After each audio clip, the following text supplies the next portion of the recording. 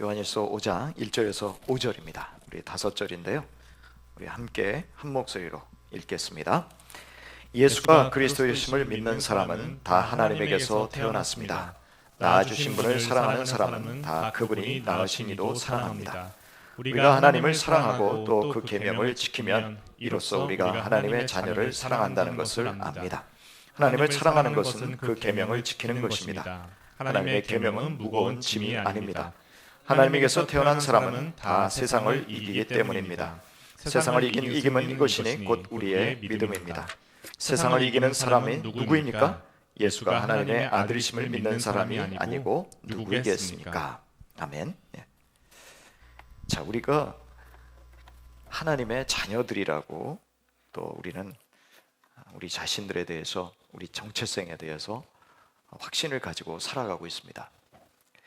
하나님의 자녀라는 것을 증명해 줄 수 있는 방법이 뭐냐면, 우리가 그리스도를 믿느냐 안 믿느냐, 예수님을 믿느냐 안 믿느냐, 그것을 보면 그 사람이 하나님의 자녀냐 아니냐는 것을 알 수 있죠.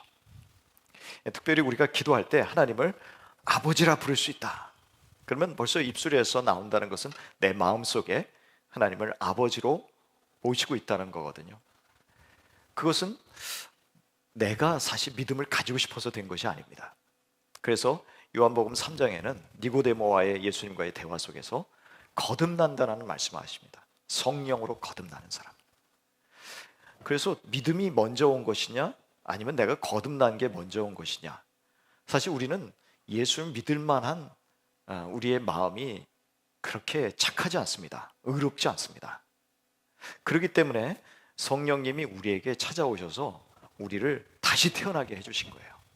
아까 우리 성령이 오셨네, 성령이 오셨네 우리 찬양했습니다만, 저와 여러분에게는 이미 성령님이 임하셔서 우리를 완전히 바꾸어 놓으셨습니다. 그래서 그것을 우리는 중생이라고 합니다. 거듭남이라고 합니다. 중생은 다시 태어났다라는 의미도 있지만 그것은 하늘에서부터 태어났다는 거예요. 그러니까 우리는 어머니 뱃속에서도 태어났습니다. 그렇지만 이제는 우리는 성령으로 하늘에서부터 새로 태어난 거예요. 그래서 사도 바울은 뭐라 그럽니까? 보라, 새 것이 되었도다. 새 것이 되었도다. 저와 여러분은 성령으로 태어난 새 사람이 된 것입니다. 이제 새 본성을 가지고 살아가는 사람들이 된 것이죠. 그래서 이렇게 우리 그리스도인들이, 하나님의 자녀들이, 성령으로 거듭난 사람들이 어떻게 하나님의 자녀라는 것을 그럼 증명할 수 있습니까? 했을 때 먼저는 예수님을 그리스도로 고백한다는 거죠.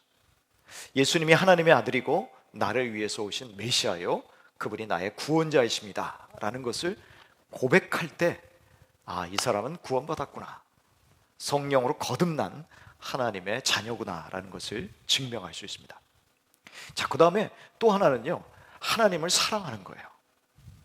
우리가 하나님을 사랑하게 되면, 하나님을 사랑하면 오늘 이 말씀에 뭐라고 되어 있냐면은, 자, 5장 1절에 보면 낳아주신 분을 사랑하는 사람은 다 그분이 낳아주신 이도 사랑합니다. 그러니까 우리가 누구에게서 태어났느냐 하면은 하나님에게서 태어났다는 거예요.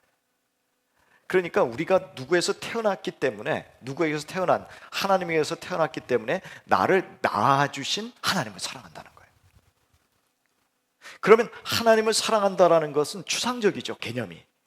그러면 하나님을 사랑한다는 게 도대체 뭡니까? 무엇을 통해서 내가 하나님을 사랑한다라고 말할 수 있습니까? 우리가 이렇게 찬양할 때 사랑합니다 고백하면 그게 다 사랑하는 거라고 말할 수 있겠습니까? 라고 질문할 수 있죠. 성경 명확히 가르쳐줘요. 뭐냐면 내가 하나님의 말씀을, 계명을 지킨다면 그것이 하나님을 사랑하는 것이다 라는 거죠. 우리가 사랑하는 사람끼리 만나서 연애도 하고 결혼도 하고 또 결혼 생활을 30년 40년 계속 이어가기도 합니다. 그런데 부부가 싸울 때 보면은 가장 힘들어하는 게 뭐냐면은 저 사람이 나를 사랑하는 거 맞아? 라는 의심이 들 때가 있다는 거죠. 그런데 왜 의심이 드냐면 말을 안 듣거든요. 내가 얘기를 하면 들어야 되는데, 물론 그게 본의 아니게 그럴 수 있습니다. 그렇죠? 그건 제 마음이 그렇다는 거예요. 그러니까 사실은 내가 싫어서 또는 의도적으로 안 듣는 게 아니라 본의 아니게 그냥 잊어버릴 때도 있고 마음속에 뭔가 그게 중요하지 않다라고 생각해서 그 말을 경청하지 않을 수도 있습니다. 그러나 상대방은 어떻게 느낍니까? 저 사람이 왜 내 말을 안 들어? 내 말을 안 들으면서 나를 사랑한다고 말해? 저거 위선자네, 거짓말이네. 그러면서 서로 싸우기도 하는 것이죠. 자, 제가 이제 비근한 가정과 우리 부부 간의 관계에서 얘기했고 또 자녀들과의 관계에서도 얘기합니다만, 부모님의 입장에서도 제일 화나는 게 뭐냐면은 자녀들이 말을 안 들을 때거든요. 그 부모님들이 자녀들 나쁘게 하려고 훈계하거나 야단치는 법은 없습니다. 모든 부모님들은 자식이 잘 되기를 원하고 그래서 자녀들에게 싫은 소리도 하는 것이죠. 근데 그 마음을 몰라주고 자꾸만 말을 안 들어요. 그럴 때 우리 부모님의 마음은 아프다는 것이죠. 그래서 하나님도 뭐라고 말씀하셨냐면 자기 자녀들이 말을 안 들으면 하나님도 징계하신다고 그랬습니다. 그 징계하시는 것은 하나님이 사랑하신다는 증거였어요. 만약에 친부모가 자식을 사랑하는데도 잘못된 길로 가는 것을 보고 징계하지 않는다면 그것은 부모가 진짜로 그 자식을 사랑하는 것이 아니라는 거죠. 따끔하게 야단쳐야 그게 진짜 사랑하는 것입니다. 우리 자녀들의 입장에서는 내가 부모님을 사랑합니다라고 그 5월 8일 어버이날 또는 생신 때 이런 때 선물 갖다 드리는 거, 그것보다 부모님이 더 이 자식이 나를 사랑한다라고 느끼는 건 뭡니까? 내 말을 경청해 주는 겁니다. 이 자녀가 진짜 나를 존중해 주는구나, 내 말을 존중해 주는구나. 그럴 때 부모는 자식이 나를 사랑한다라고 느낀다는 거예요. 물론 캐시 좋아하시는 분도 있죠. 돈 갖다 주면 이 자녀가 나를 사랑하는구나. 물론 그런 분도 있겠습니다만, 그러나 더 근본적으로는 보면 부모님도 자녀가 자신의 말을 잘 들어주고 순종해 줄 때 사랑한다라는 느낌을 받을 수 있습니다. 하나님은 어떨까요? 하나님께서는 우리에게 하지 말라라는 계명도 많이 주셨습니다. 긍정적인 하라는 계명도 주셨지만 부정적인 계명도 주셨어요. 왜 주셨을까요? 그걸 안 해야 내가 행복하니까. 도둑질을 안 해야, 살인을 안 해야, 간음을 안 해야, 거짓말 안 해야, 그래야 네가 내 자녀다운 모습이야. 여러분, 밖에 나가면 우리 부모님들이 이런 생각을 할 때가 있어요. 내 자식이면 저 정도는 돼야지 하는 그런 생각이 있다고요. 그런데 그 기준에 못 미치면 화가 나죠. 우리 하나님 아버지는 저와 여러분을 하나님의 형상으로 만드셨습니다. 아멘. 우리는 하나님 닮은 꼴이라는 거예요.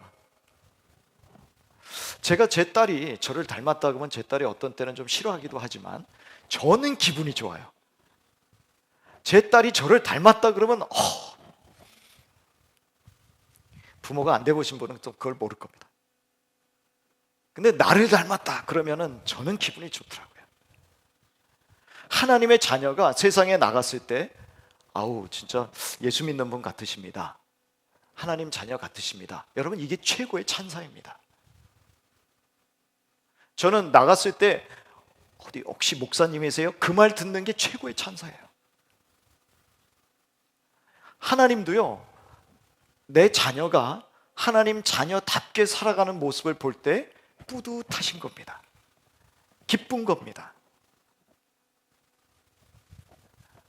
우리가 하나님의 말씀을 경청하고 그 말씀대로 살아가는 것을 통해서 하나님은 어떤 마음을 가지시냐? 얘가 나를 사랑하는구나 라는 마음을 가지신다는 거죠. 그렇기 때문에 우리가 날마다 하나님 말씀 앞으로 나아가서 말씀에 자세히 살펴보는 거예요. 진짜 이 말씀이 맞나? 내가 혹시 내가 복음으로 내가 사는 거 아닌가? 내 개똥 철학 가지고 이게 진짜 예수님 믿는다고 생각하며 착각하며 사는 게 아닌가? 그런 마음을 가지고 말씀을 대해야 됩니다. 저는 성경을 매번 읽을 때마다 깜짝깜짝 놀라요. 이런 말씀이 있었나? 여러분, 우리가 성경 말씀을 다 안다고 생각하시면 착각입니다. 하나님의 말씀을 읽기만 하면 어떡하겠어요? 묵상도 해야죠. 묵상하면서 더 깊이 들어가다 보면 더 깊은 말씀을 깨닫습니다. 저는 이번에도 한번 좀 도전을 드리고 싶어요. 뭐냐면은 성경 말씀을 읽고 나서 한 줄 쓰기, 2줄 쓰지 마세요. 한 줄만 쓰세요. 내가 오늘 이 말씀을 통해서 깨달은 거는 이겁니다. 한 줄로만 한번 써보세요. 여러분, 이게 점점 습관이 되면 2줄, 3줄이 됩니다. 한번 해보시겠습니까? 몇 분 안 계시네요. 내가 지키지 못할 약속은 안 합니다.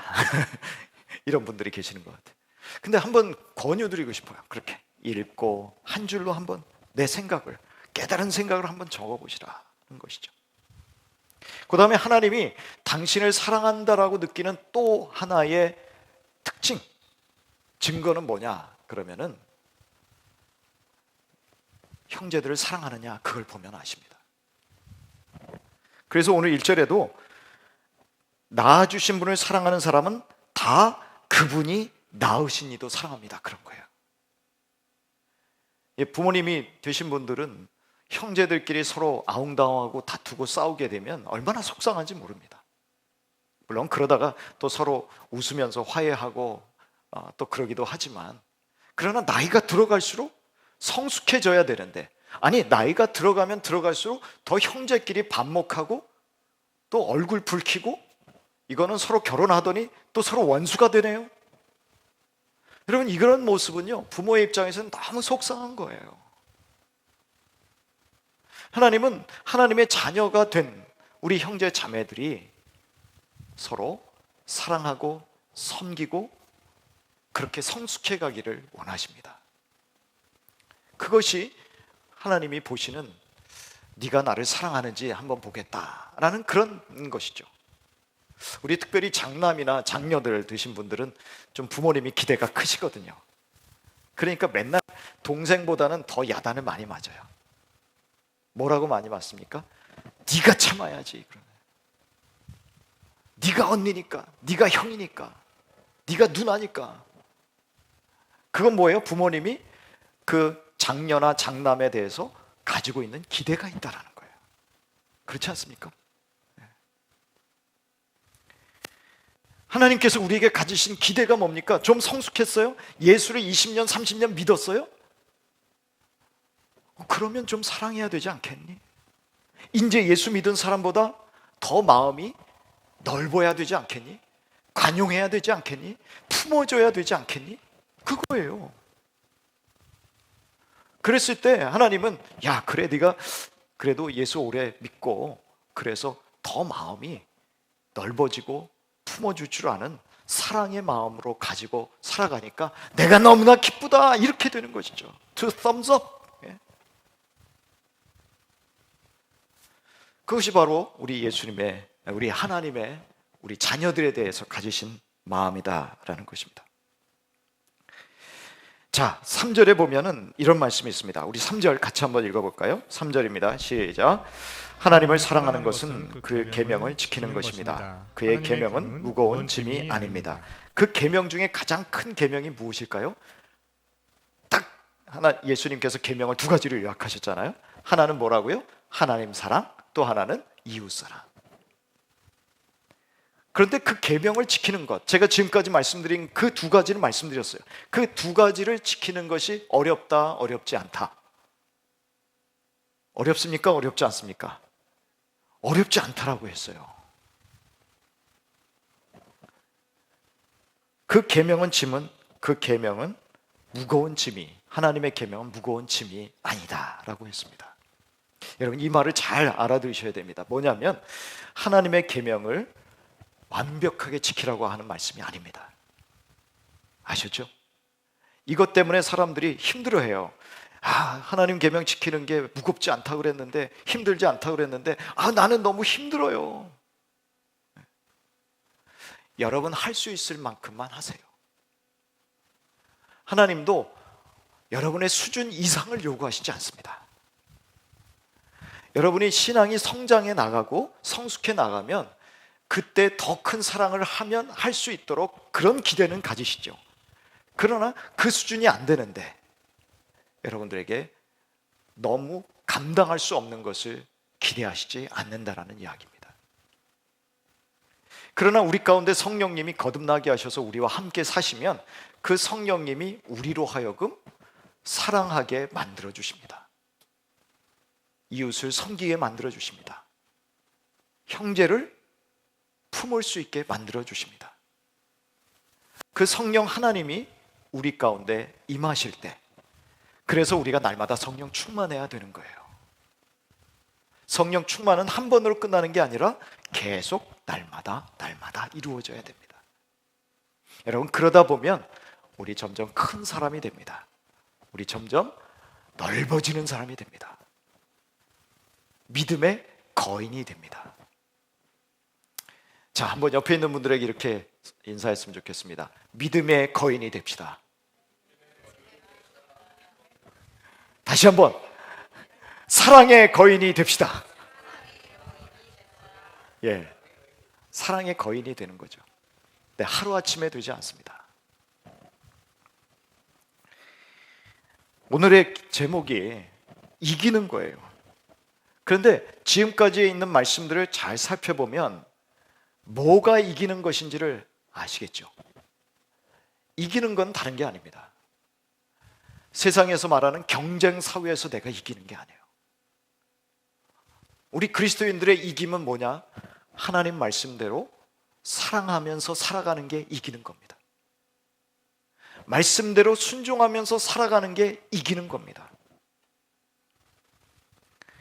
예수님께서 요한복음 16장 33절에 이런 말씀을 주셨어요. 우리 한번 같이 찾아보겠습니다. 요한복음 16장 33절입니다.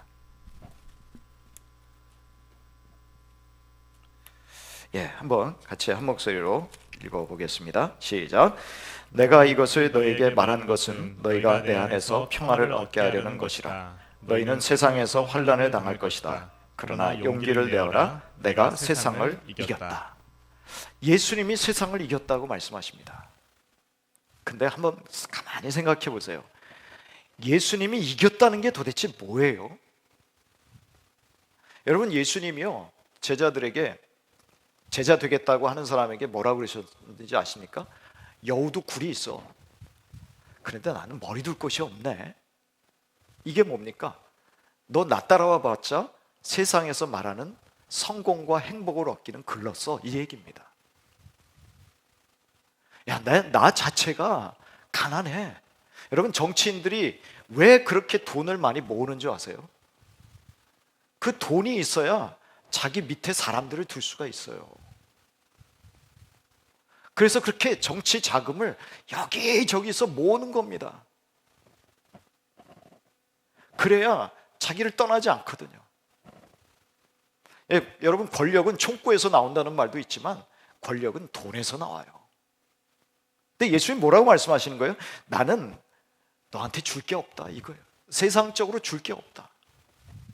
그런데도 나 따라오겠어? 한번 잘 생각해보고 날 따라와, 이 얘기입니다. 근데 요즘은 생각해보세요. 또 예수님이 십자가에 달려 돌아가셨잖아요. 이 세상에 뭐 자손을 남겼습니까? 재산을 남겼습니까? 근데 뭐가 성공이냐고, 뭐가 이겼냐고요. 우리는 세상에서도 하나님, 이 세상에서 우리도 승리자가 되기를 원합니다. 이기기를 원합니다. 그러면서 자꾸 세상적인 것만 생각을 하는 거예요. 좋은 대학 들어가는 거, 좋은 직장에 가는 거, 연봉 킹이 되는 거. 예수님 뭐라고 그러셨어요? 너희는 먼저 그의 나라와 그의 의를 구하라. 그리하면 이 모든 것을 너에게 더하시리라. 그거는 너가 먼저 구할 게 아니라 그러셨잖아요. 근데 왜 자꾸만 거기에 우리의 정신이 팔립니까? 여러분, 세상은 어떤 곳인지 아십니까? 세상은요, 욕심 구덩이입니다.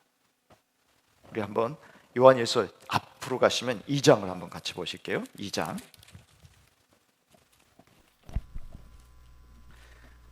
요한일서 2장 15절에서 16절입니다.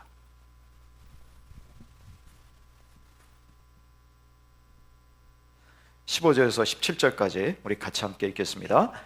여러분은 세상이나 세상에 있는 것들을 사랑하지 마십시오. 누가 세상을 사랑하면 그 사람 속에는 하늘 아버지에 대한 사랑이 없습니다.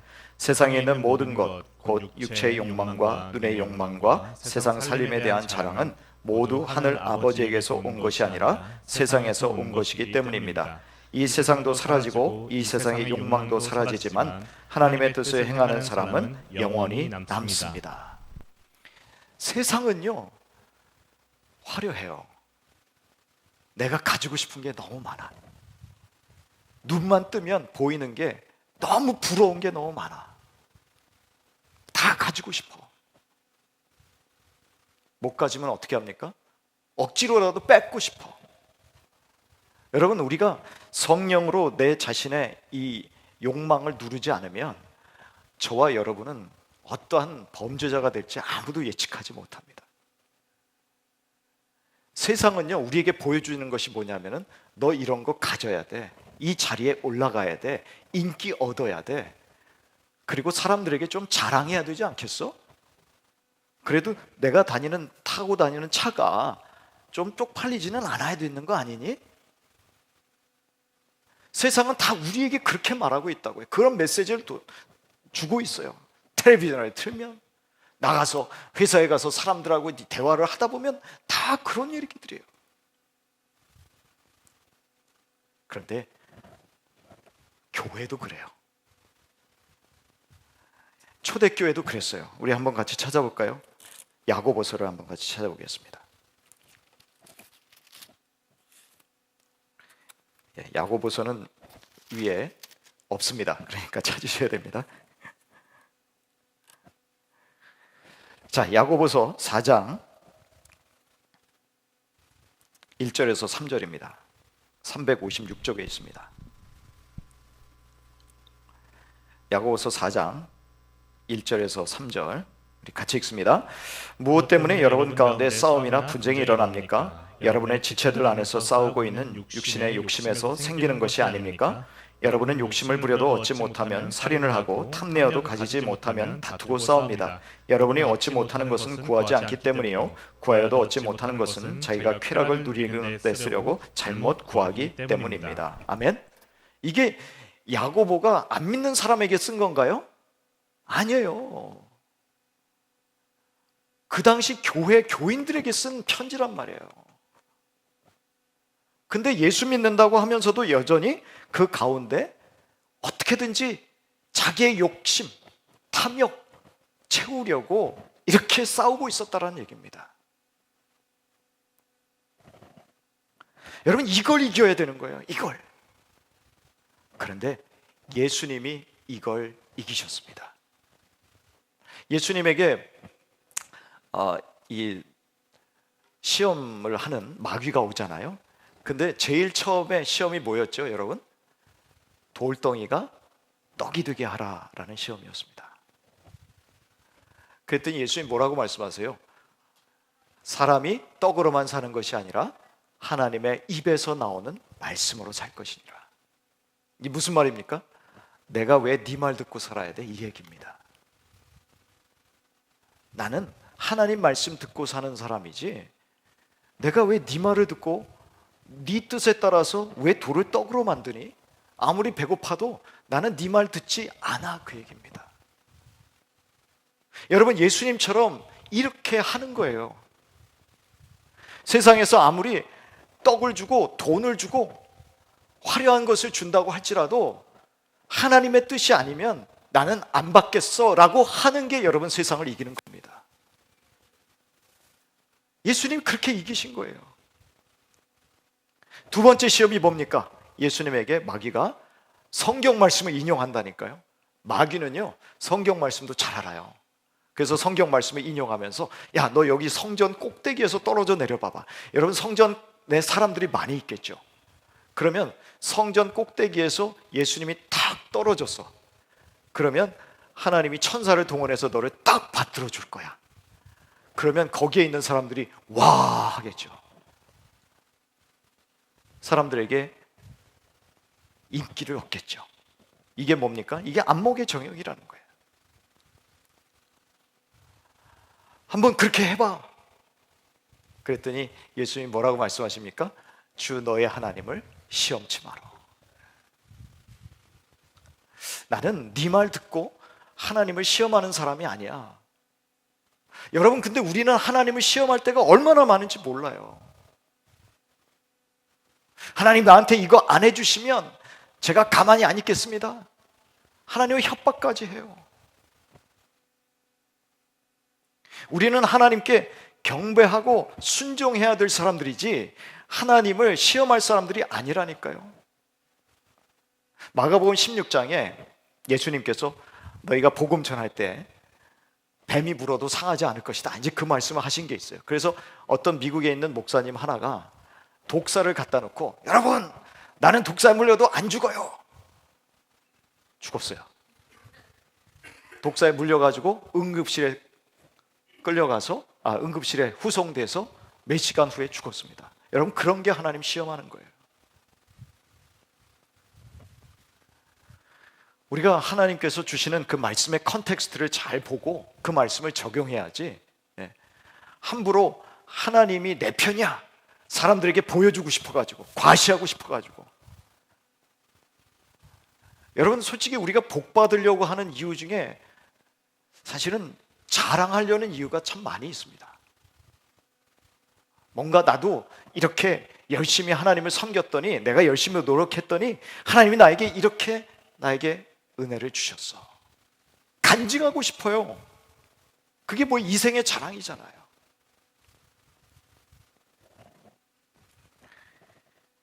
사람들이 너에게 좀 굴복하는 모습 보고 싶지 않니? 그게 권력이잖아요. 그래서 예수님 보고 마귀가 세상 만국을 다 볼 수 있는 곳으로 데려가지 않습니까? 그래서 예수님이 뭐라 그래요? 너 나에게 절하면 이 모든 것 다 너에게 줄게. 여러분, 마귀가 우리에게 노리고 있는 것이 하나예요. 네가 나한테 꿇어, 이겁니다. 그래서 점점 그 시험의 강도가 세져요. 결국은 너 하나님을 예비하지 말고, 하나님께 무릎 꿇지 말고 나한테 꿇어. 그러면 이 내 세상의 것 다 줄게. 그래서 사탄 숭배하는 거 아닙니까? 우리 유명한 가수들 중에 사탄에게 꿇어서 사탄이 주는 그 명예와 그 인기와 그 돈을 얻고 싶은 사람이 많이 있잖아요. 대중가수들 중에 그런 사람들이 있어요. 뭐 대중가수들 뿐만 아니라 정치인도 마찬가지죠. 그러나 예수님은 이기셨습니다. 내가 비록 이 세상에서 사람들에게 자랑할 만한 권력과 재물을, 명예를 못 갖더라도 나는 너에게 무릎 꿇지 않아. 내가 무릎을 꿇을 분은 우리 하나님밖에 없어. 아멘. 그렇게 우리는 세상을 이기는 거예요. 그게 이기는 거예요.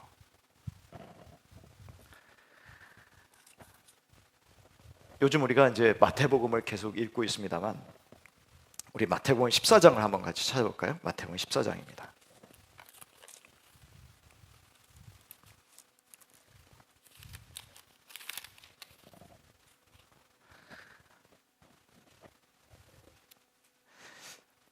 우리가 세상 속에서 그리스도인으로 사명을 가진 자로 살아간다는 게 어떤 때 보면은 비참할 정도가 됩니다. 여러분, 세례 요한을 한번 보실까요? 14장 1절부터 12절인데 뭐 읽지는 않겠습니다. 그러나 거기에 보시면 세례 요한이 예수님의 오실 길을 예비하는 하나님이 보내신 엘리야와 같은 선지자였어요. 그런데 세례 요한이 어떻게 죽습니까? 헤롯의 아내 헤로디아의 사주를 받아가지고 목이 잘려서 죽습니다. 30대 초반에. 여러분, 이렇게 죽으면 실패입니까? 성공입니까? 우리가 볼 때는 이 제대로 피워보지도 못하고 한 송이 꽃이 꺾여서 저렇게 요절했네 하고 우리는 안타까워할 것입니다. 그런데 예수님의 평가는 뭡니까? 여자가 낳은 자 중에 세례 요한만큼 큰 자가 없다. 예수님의 평가예요. 그게 하나님의 평가예요. 여러분, 저는 모세라든지 엘리야를 보면서 예수님 그 변화산의 산상에서 나타나신 두 분이 모세하고 엘리야잖아요. 근데 모세하고 엘리야는 성공적인 사람이었을까요? 실패한 사람이었을까요? 한번 생각해 보세요. 모세는요, 결국 가나안 땅에 못 들어갔어요. 엘리야는요, 갈멜산에서 불을 내리기도 했지만, 그러나 전체적인 그의 사역은 보면 이스라엘 백성들을 회개하는 능력까지는 못 미쳤어요. 그리고 나중에 하나님이 그를 승천하게 하셨습니다. 실패입니까? 아니죠.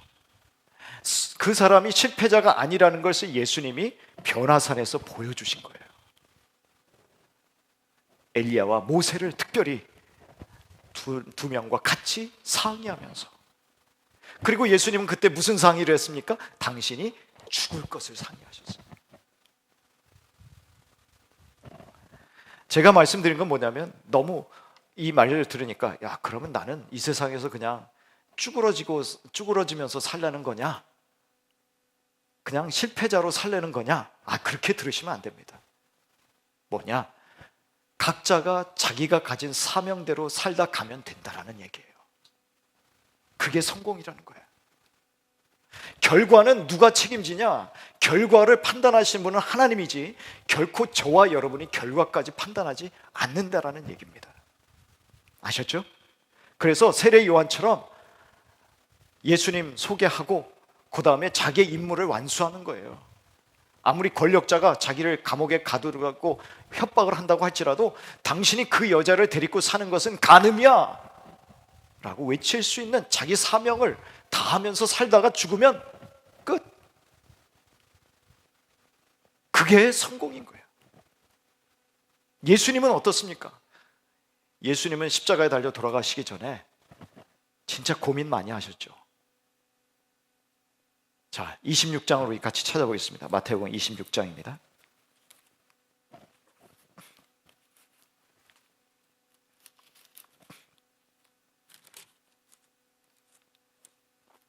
마태복음 26장.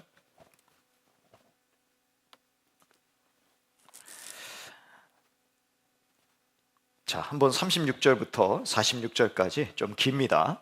우리 같이 함께 한 목소리로 읽어보도록 하겠습니다. 시작. 그때 예수께서 제자들과 함께 겟세마네라고 하는 곳에 가서 그들과 말씀하셨다. 내가 저기 가서 기도하는 동안에 너희는 여기 앉아 있어라. 그리고 베드로와 세베대의 두 아들을 데리고 가서 근심하며 괴로워하기 시작하셨다. 그때 예수께서 그들에게 말씀하셨다. 내 마음이 괴로워 죽을 지경이다. 너희는 여기에 머무르며 나와 함께 깨어 있어라. 예수께서는 조금 더 나아가서 얼굴을 땅에 대고 엎드려서 기도하셨다. 나의 아버지, 하실 수만 있으시면 이 잔을 내게서 지나가게 해주십시오. 그러나 내 뜻대로 하지 마시고 아버지의 뜻대로 해주십시오. 그리고 제자들에게 와서 보시니 그들은 자고 있었다. 그래서 베드로에게 말씀하셨다. 이렇게 너희는 1시간도 나와 함께 깨어 있을 수 없느냐? 시험에 빠지지 않도록 깨어서 기도하여라. 마음은 원하지만 육신은 약하구나. 예수께서 다시 두 번째로 가서 기도하셨다. 나의 아버지, 내가 마시지 않고서는 이 잔이 내게서 지나갈 수 없는 것이면 아버지의 뜻대로 해주십시오. 예수께서 다시 와서 보시니 그들은 자고 있었다. 그들은 너무 졸려서 눈을 뜰 수 없었던 것이다. 예수께서는 그들을 그대로 두고 다시 가서 또 다시 같은 말씀으로 세 번째로 기도하셨다. 그리고 제자들에게 와서 그들에게 말씀하셨다. 이제 남은 시간은 자고 쉬어라. 보아라, 때가 이르렀다. 인자가 죄인들의 손에 넘어간다. 일어나서 가자. 보아라, 나를 넘겨줄 자가 가까이 왔다. 여러분, 46절 보세요. 일어나서 가자. 뭡니까? 예수님이 이기신 거예요. 갈등 속에서, 두려움 속에서, 여러분 여기 너무 적나라하지 않습니까? 너무 근심하며 괴로워하기 시작했다. 38절, 내 마음이 괴로워 죽을 지경이다. 너희는 여기에 머무르며 나와 함께 깨어 있어라. 그러니까 예수님이 이런 괴로움을 토로하셨다라는 거예요. 아니, 그러지 않겠습니까? 앞에 장신이 십자가형을 당할 걸 생각하는데 부들부들 떨리죠. 걱정이죠. 근심이죠. 그러나 예수님은 이걸 어떻게 이기셨습니까? 기도하면서 이기셨습니다. 우리가 승리할 수 있는 비결이 뭐냐면 예수님을 보면 알 수 있어요. 여러분, 부들부들 떨려서 용서하고 싶지 않은 사람이 있죠. 나는 죄만큼은 하나님, 내가 진짜 눈에 흙이 들어올 때까지 나는 용서하고 싶지 않습니다. 사실 그런 마음이 들 수도 있습니다. 너무 괴롭습니다. 이 관계가 너무 힘듭니다. 이걸 이겨야 될 거 아니에요. 왜냐하면 우리 예수님은 원수라도 사랑하라 그러셨으니까. 이걸 이기는 게 우리 승리잖아요. 근데 이걸 이길 수 있는 것은 내 본성을 가지고는 할 수 없다라는 것이죠. 예수님 성령으로 이 세상에서 사역하신 분 아닙니까? 그러나 그 예수님도 힘드셨던 거예요. 그렇다면 저희도 힘듭니다. 저절로 되지 않습니다. 성령으로 거듭났다고 해서 우리가 저절로 용서하게 되고 저절로 예수님이 말씀해 주신 말씀에 순종하면서 살아갈 수 없어요. 그래서 어떻게 해야 되는 거예요? 예수님처럼 몸부림치면서 기도해야 되는 겁니다. 여기에 승리의 비결이 있습니다. 사도 바울도요, 자기가 예루살렘에 가면 잡힐 걸 알았습니다. 근데 도망가지 않았습니다. 왜냐하면 하나님이, 성령님이 네 운명이야 라고 말씀해 주셨기 때문에, 그게 네가 가야 할 길이라고 말씀해 주셨기 때문에. 주변에서들은 난리 났어요. 아, 가시면 안 됩니다. 가시면 묶여요. 가시면 감옥에 들어가요. 그러나 사도 바울은 뭐라고 말합니까? 그게 하나님의 뜻이야. 나는 나의 사명을 다할 거야 라면서 뚜벅뚜벅 자기 길을 걸어갑니다. 여러분, 우리가 승리하기 위해서는 먼저 하나님의 뜻이 무엇인지를 말씀과 기도를 통해서 발견해야 됩니다. 그리고 그것이 확실하다면 좌로나 우로나 치우치지 않고 그 길을 걸어가야 됩니다. 그 길을 걸어갈 때 괴롭기도 하고 힘들기도 합니다. 그러나 기도하며 몸부림치며 우리는 이겨낼 수 있습니다. 오늘 본문의 5절에 보면 4절, 5절을 우리 마지막으로 같이 읽고 마치겠습니다. 4절, 5절입니다. 하나님에게서 태어난 사람은 다 세상을 이기기 때문입니다. 세상을 이긴 승리는 이것이니 곧 우리의 믿음입니다. 세상을 이기는 사람은 누구입니까? 예수의 하나님의 아들이심을 믿는 사람이 아니고 누구이겠습니까? 예수가 하나님의 아들이심을 믿고 그 믿음으로 살아가면서 하나님이 주신 사명을 따라 기도하며 그 길을 걸어가기로 작정하며 나아가는 저와 여러분이 승리자라는 말씀입니다. 여러분, 걱정하지 마십시오. 예수님과 같은 일은 여러분에게 주시지 않습니다. 아셨죠? 우리는 우리 수준에 맞는 것을 요구하세요. 우리 삶의 상황에서 하나님께서 요구하시는 것이 무엇인지 듣고 그 다음에 그 뜻을 따라서 살아가며 하나님의 뜻을 이루며 승리하는 저와 여러분 되시기를 주님의 이름으로 축복합니다.